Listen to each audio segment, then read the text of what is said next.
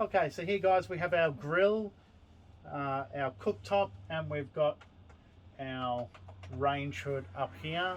And they do actually recommend that if you're using this, we do have one of our vents open because you do not want carbon monoxide poisoning. This is gas, so you just be very, very mindful of that. You also want to be mindful that do not put this down when the actual unit is hot, because sometimes this will break.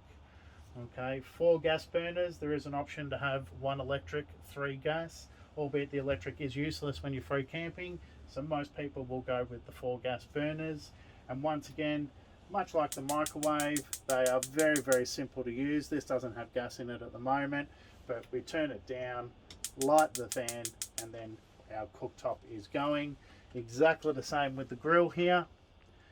Alright, now the grill is probably the best place for your glad wrap and alfoil. So it is an incredibly good storage unit. You can do obviously toasties and a few things on there as well. So once again, when you are using this, just make sure that the Rangehood fan is on and one of your skylight vents is open.